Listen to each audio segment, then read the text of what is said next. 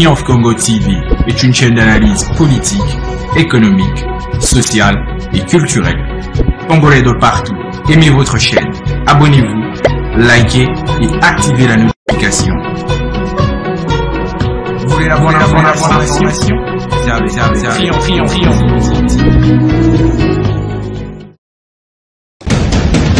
La République démocratique du Congo, c'est le plus grand pays d'Afrique centrale. Un territoire équivalent à plus de 4 fois celui de la France métropolitaine.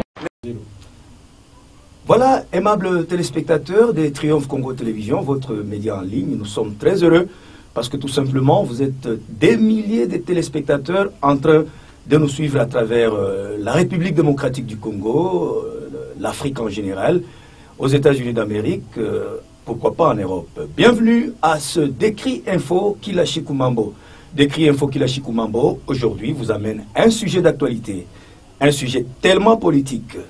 Vous le savez, mesdames et messieurs, dans une sortie médiatique, l'opposant congolais Martin Fayulu Madidi, après sa visite aux États-Unis d'Amérique, a déclaré qu'il faut un dialogue en République démocratique du Congo pour permettre à ce que tous les politiciens, c'est-à-dire les hommes politiques des tendances confondues, se retrouvent autour d'une table pour l'intérêt de la nation afin que cette guerre qui nous est imposée par le Rwanda voisin puisse cesser. La question reste pendante, mesdames et messieurs. Plusieurs questions et réactions surgissent à travers différentes plateformes politiques. Avec qui dialoguer, pourquoi le dialogue et comment ça va se passer. Avant d'en arriver, mesdames et messieurs, je vous demande une seule chose. D'abord, de vous abonner à travers toutes nos plateformes, c'est-à-dire sur YouTube, tapez Triomphe Congo TV, vous nous trouverez. Sur TikTok, sur la page Facebook, et pourquoi pas sur Instagram, et aussi sur X, qu'on appelle Twitter, à l'adresse @Congo Triomphe.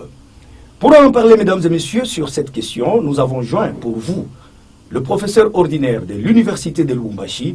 Il s'agit bien du professeur Jeff Mudimbi Kapilou, qui a essayé quand même de répondre quant à cette question. Pourquoi pas? Parce que, tout simplement, il est d'abord politologue. Suivez ce duplex réalisé pour vous et nous allons nous retrouver après cet élément. Monsieur le professeur Jeff Mudimbi, bonjour. Bonjour.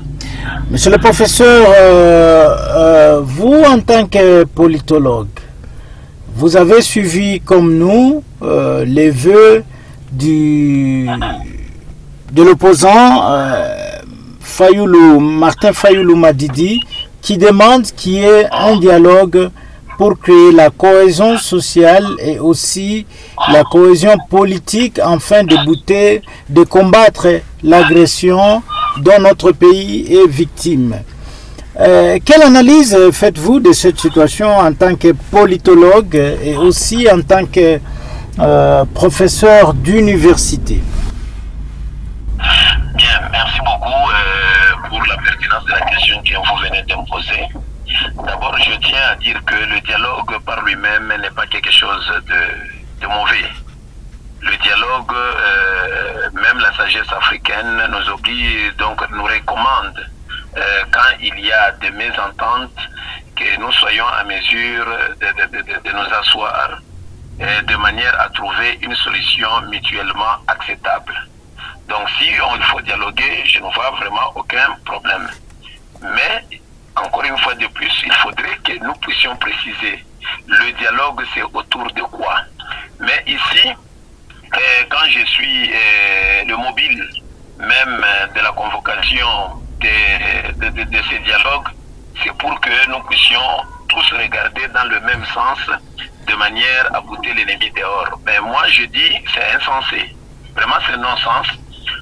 Non-sens pourquoi? Parce qu'il y a des théories qui nous montrent aisément que lorsque qui nous montrent la fonctionnalité des conflits. C'est-à-dire que les conflits ne sont pas que dysfonctionnels.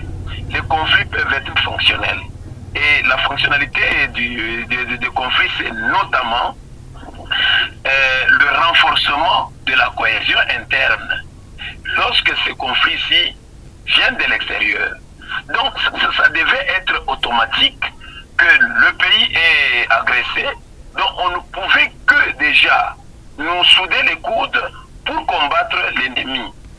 La souveraineté d'un État, on négocie négocie pas avec. On ne peut pas négocier et ça ne peut pas être considéré comme si c'était seulement l'affaire des gouvernants.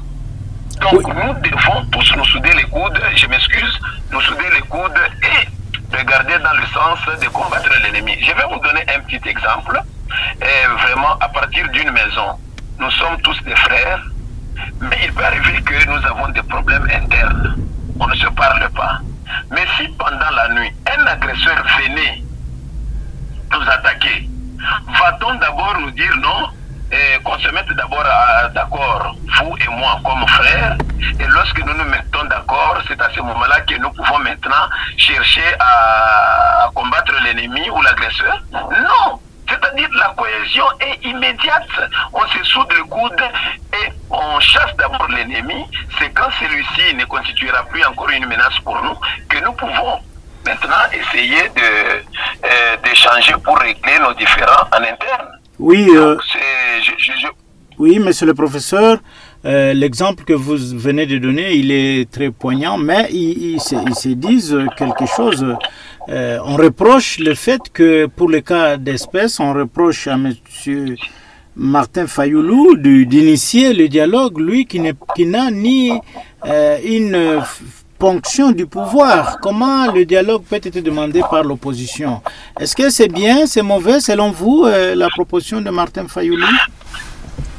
Non, le dialogue, d'abord d'une manière générale, comme je venais de le dire, c'est vraiment un mécanisme louable de règlement des conflits ou encore des différends en interne.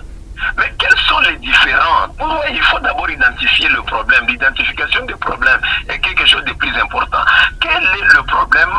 Il nécessite que nous soyons maintenant autour d'une table pour dialoguer. La guerre à l'Est. Vous voyez que non, s'il vous plaît. Pour la guerre, comme je venais de le dire là, la guerre, elle est là. C'est une agression externe et on commence à utiliser les Congolais. Je pense ici que vous soyez opposants ou pas, donc nous devions nous souder les coudes parce que c'est un problème d'intérêt national. C'est la nation congolaise qui est attaquée, c'est la nation congolaise qui est agressée. Bon, alors, vous voulez que nous fassions un dialogue pour que maintenant, celui qui sollicite le dialogue puisse aussi aligner ses hommes pour aller combattre. Vous voyez, tout le problème, c'est que bon, la scène politique congolaise, elle est beaucoup plus ici émaillée de jeux de cache-cache.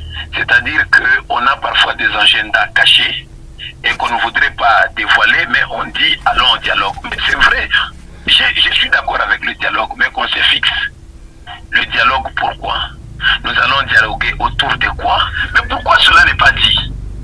Oui. Pourquoi cela n'est pas dit? Mais on brandit seulement l'affaire de l'agression.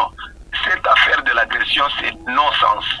Donc, en tant que Congolais, ça devait interpeller et le pouvoir et l'opposition. Tous, on allait regarder dans le même sens, sans même chercher à avoir d'abord un dialogue au préalable. Voilà, monsieur le professeur, maintenant il se pose aussi un autre problème, le fait que la personne qui demande le dialogue sollicite le chef de l'État, mais s'il arrivait que du côté du pouvoir, on refuse ces dialogues, ce ne sera pas l'hécatombe pour la République? Bon, l'hécatombe, parce que vous voyez, même quand nous réfléchissons vraiment avec une tête bien froide, bon, l'hécatombe, parce qu'aujourd'hui, essayez un peu d'analyser quelle est la force que Martin Fayoulou peut apporter à la nation congolaise pour arriver au bout de cette guerre. Quel est le poids de Martin Fayoulou? Il va amener quelle armée? Il va amener quel type d'armes pour permettre à la RDC de débouter hors du territoire l'ennemi? C'est ça le problème. Mais si vous sollicitez un dialogue, mais on ne sent pas, qu'est-ce que vous allez réellement apporter? Mais on comprend qu'il y a un agenda dessus. Oui, mais non, en tant que... Je m'excuse, vraiment, lorsqu'on est mu par un sentiment patriotique face à cette agression, l'implication devait être automatique on ne demanderait même pas un dialogue à partir duquel maintenant on se déciderait de regarder dans le même sens pour combattre l'ennemi. Non, ça prouve à suffisance qu'on n'est pas patriote.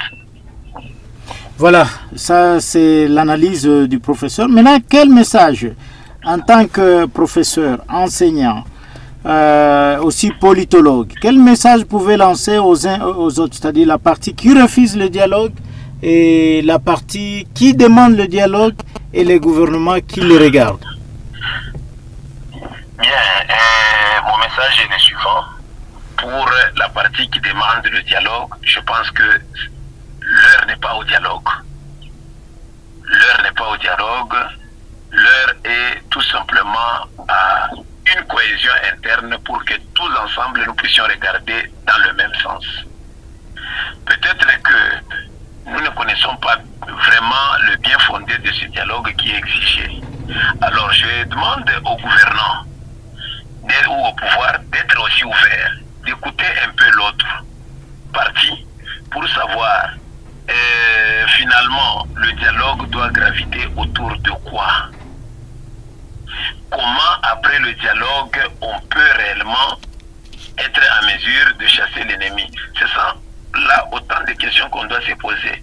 Si réellement cela n'est pas bien élucidé, je demanderai tout simplement ici aux gouvernants de faire un effort de mobiliser la population, de mobiliser les forces pour que, dans la mesure du possible, nous voyons dans quelle mesure permettre à ce que les Congolais de la partie de l'Est du pays trouvent aussi la paix et qu'ils vivent aussi comme tout le monde, tous les Congolais du reste du pays. Voilà, monsieur le professeur Jeff Mudimbi, nous vous disons merci d'avoir accepté d'être l'invité de notre rédaction. C'est moi qui vous remercie pour toute la confiance que vous nous avez accordée. Voilà, mesdames et messieurs, vous venez de suivre par là le professeur ordinaire de l'université de Lubumbashi.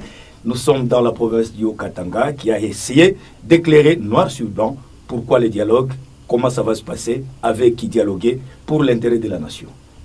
Merci à vous tous qui nous avez suivis à travers Décrit Info Kilachikubambo. Nous vous remercions de votre sympathique attention et nous vous prions de liker nos vidéos, partager à plus grande échelle, abonnez-vous massivement sur votre chaîne. Au revoir et à la prochaine. Triomphe Congo TV est une chaîne d'analyse politique, économique, sociale et culturelle. Congolais de partout, aimez votre chaîne, abonnez-vous, likez et activez la notification. Vous voulez la bonne information?